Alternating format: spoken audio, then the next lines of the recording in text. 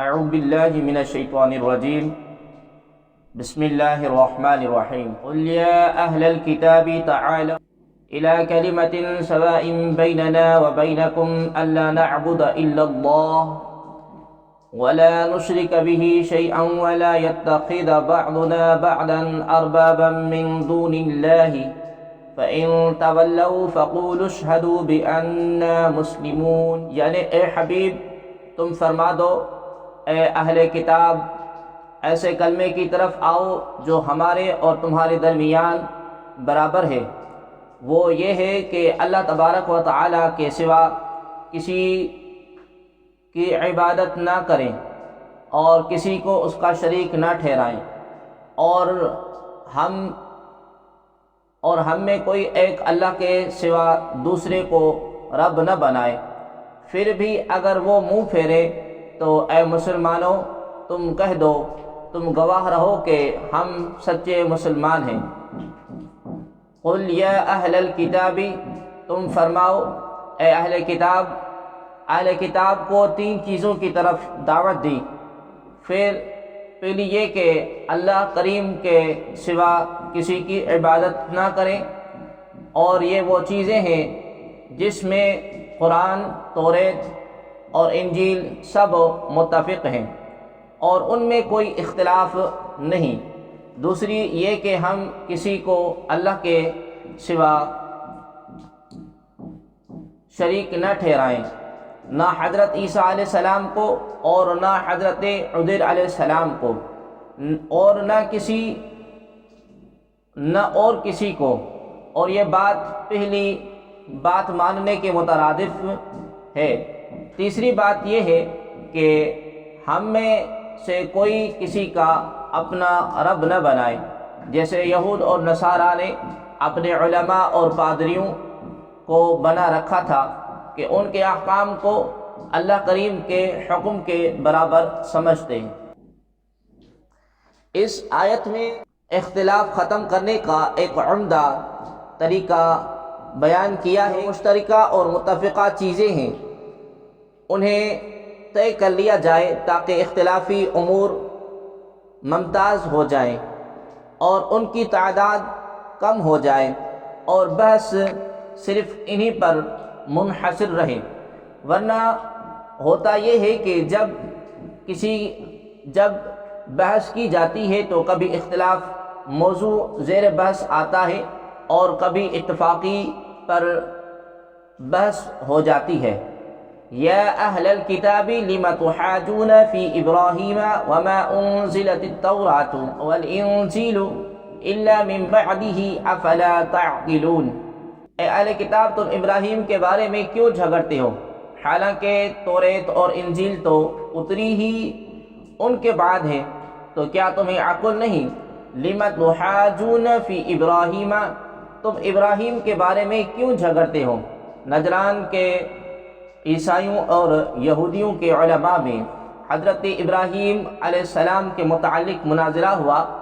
یہودی کہتے تھے کہ آپ علیہ السلام یہودی تھے لہذا ہمارا دین بڑا ہے، عیسائی کہتے تھے کہ آپ علیہ السلام عیسائی تھے لہذا ہمارا دین بڑا ہے۔ آخرکار ان دونوں نے سرکار عالی وقار صلی اللہ تعالی علیہ وآلہ وسلم کو اپنا حاکم بنایا۔ اس پر یہ آیت کریمہ نازل ہوئی جس میں ان بے وقوفوں کی اتنی جہالت ظاہر فرمائی گئی کہ یہودی حضرت موسیٰ علیہ السلام اور نصرانیت حضرت عیسیٰ علیہ السلام سے جاری ہوئی ہے، اور حضرت ابراہیم علیہ السلام ان دونوں بزرگوں سے کئی سو سال پہلے ہوئے تھے، تو وہ یہودی یا عیسائی کیسے ہو سکتے ہیں؟ چنانچہ فرمایا اے اہل کتاب تم ابراہیم علیہ السلام کے بارے میں کیوں جھگڑتے ہو کہ وہ یہودی تھے یا عیسائی تھے، حالانکہ توریت اور انجیل اتری ہی ان کے بعد ہے، تو کیا تمہیں اتنی بھی عقل نہیں کہ کئی سو سال پہلے والا شخص بعد والے گروہ میں شامل نہیں ہو سکتا؟ اس سے معلوم ہوا کہ بزرگوں سے لوگوں کے الزام دور کرنا سنت الہیہ، ان کی عظمت کی حمایت کرنا محبوب چیز ہے۔ اللہ تبارک و تعالی نے حضرت ابراہیم، حضرت سلیمان اور دیگر بہت سے انبیاء کرام علیہ السلام پر ہونے والے اعتراضات کو دور فرمایا۔ اس آیت مبارکہ سے علم تاریخ کی اہمیت بھی واضح ہوتی ہے کہ یہاں تاریخ پر ہی حقیقت کا مدار ہے۔ فی زمانہ علم تاریخ کے ویسے بھی بہت ضرورت ہے، کیونکہ بہت سے گمراہ لوگ تاریخ کو مسخ کر کے ہی لوگوں کو گمراہ کر رہے ہیں۔ یوں ہی علم اسماء الرجال حقیقتاً تاریخ پر ہی دار و مدار رکھتا ہے، نیز قوموں کے عروج اور زوال اور اس کے اسباب تاریخ ہی سے معلوم ہوتے ہیں۔ البتہ اپنے طور پر ہر ایک کو تاریخ کی اجازت نہیں، کیونکہ موجودہ تاریخ میں بہت سی گمراہ کن باتیں شامل ہیں۔ بے علم آدمی پڑھے گا تو مارا جائے گا۔ کسی مستند عالم کی رہنمائی میں تاریخ پڑھنی چاہیے۔ ہا انتم هؤلاء حاججتم فيما لكم به علم فلم تحاجون فيما ليس لكم به علم والله يعلم وانتم لا تعلمون ما كان إبراهيم يهوديا ولا نصرانيا ولكن كان حنيفا مسلما وما كان من المشركين۔ سن لو، تم وہی لوگ ہو جو پہلے اس معاملے میں جھگڑتے تھے جس کا تمہیں علم تھا، تو اب اس میں کیوں جھگڑتے ہو جس کا تمہیں علم ہی نہیں، اور اللہ جانتا ہے اور تم نہیں جانتے۔ ابراہیم نہ یہودی تھے اور نہ عیسائی، بلکہ وہ ہر باطل سے جدا رہنے والے مسلمان تھے اور مشرکوں میں سے نہ تھے۔ ہا انتم، سن لو، وہی لوگ۔ اس آیت اور اس کے بعد والی آیت کا خلاصہ یہ ہے کہ تم ہی ہو کہ تمہاری کتابوں میں نبی آخر زمان صلی اللہ علیہ وآلہ وسلم کے ظہور اور آپ کریم صلی اللہ علیہ وآلہ وسلم کی نعت اور صفت کا بیان موجود ہے۔ اس کے باوجود ایمان نہ لائے اور تم نے اس میں جھگڑا کیا، تو جب معلوم باتوں میں تم جھگڑا کرتے ہو تو ان باتوں میں کیوں جھگڑتے ہو جن کا تمہیں علم ہی نہیں؟ یعنی حضرت ابراہیم علیہ السلام کو یہودی یا نصرانی کہتے ہو، حالانکہ تمہیں اس کا علم ہی نہیں، اور حقیقت حال یہ ہے کہ کسی یہودی یا نصرانی یا مشرک کا اپنے آپ کو حضرت ابراہیم علیہ السلام کا پیروکار کہنا درست نہیں، کیونکہ وہ نہ یہودی تھے اور نہ عیسائی اور نہ مشرک، بلکہ ہر باطل سے جدا خالصتاً اللہ تبارک و تعالیٰ کے فرما بردار مسلمان بندے تھے۔ ان اول الناس بابراہیم للذین اتبعوہ وہذا النبی والذین آمنوا واللہ ولی المؤمنین، بے شک سب لوگوں سے زیادہ ابراہیم کے حقدار وہ ہیں جو ان کی اتباع کرنے والے ہیں، اور یہ نبی اور ایمان والے اور اللہ ایمان والوں کا مددگار ہے۔ ان اول الناس بابراہیم، بے شک سب لوگوں سے زیادہ ابراہیم کے حقدار وہ ہیں۔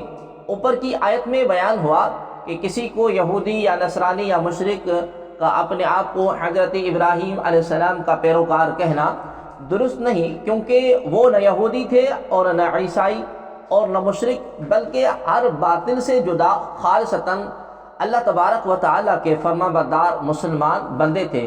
اس کے بعد فرمایا کہ لوگوں میں حضرت ابراہیم علیہ السلام کے سب سے زیادہ قریب وہ لوگ ہیں جو ان کے زمانے نبوت میں ان پر ایمان لائے اور ان کی شریعت پر عمل پیرا رہے۔ پھر حضرت ابراہیم علیہ السلام کے قریب یہ نبی محمد مصطفیٰ صلی اللہ تعالی علیہ وآلہ وسلم اور ان کے امتی ہیں۔ اس آیت سے 3 مسئلہ معلوم ہوئے۔ نمبر 1، نبی سے قرب ان کی اطاعت سے حاصل ہوتا ہے، نہ کہ محض ان کی اولاد ہونے سے، چنانچہ کنعان حضرت نوح علیہ السلام سے قریب نہ ہو سکا کیونکہ وہ کافر تھا۔ نمبر 2، مسلمان ہی سچے ابراہیمی ہیں، چنانچہ اس لیے ابراہیمی سنت اسلام میں موجود ہے، جیسے حج، قربانی، ختنہ، داڑھی وغیرہ، یہ سب ابراہیمی سنتیں ہیں اور ان یہود اور نصارہ کے دین میں نہیں ہیں، صرف مسلمان ابراہیمی ہوئے۔ نمبر 3، بزرگوں کی نسبت اللہ تبارک و تعالی کی اعلیٰ نعمت ہے، جیسے یہاں آیت میں حقانیت کی علامت حضرت ابراہیم علیہ السلام سے صحیح اور تعلق کو بیان فرمایا ہے۔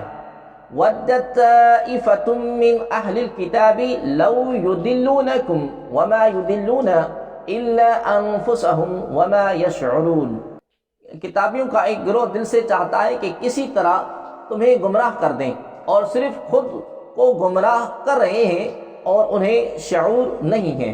وَدَّتْ طَائِفَةٌ مِّنْ أَهْلِ الْكِتَابِ، کتابیوں کا ایک گروہ دل سے چاہتا ہے۔ یہ آیت حضرت معاذ بن جبل، حضرت حذیفہ بن یمان، حضرت عمار بن یاسر رضی اللہ تعالی عنہم اجمعین کے حق میں نازل ہوئی، جن کو یہودی اپنے دین میں داخل کرنے کی کوشش کرتے اور یہودیت کی دعوت دیتے تھے۔ اس میں بتایا گیا کہ ان کی ہوس خام ہے، ان کو گمراہ نہ کر سکیں گے۔ اس میں مذکورہ بالا صحابہ رضی اللہ تعالی عنہم کی عظمت اور شان بھی واضح ہوتی ہے، کہ البتہ یہ یاد رہے کہ کفار کے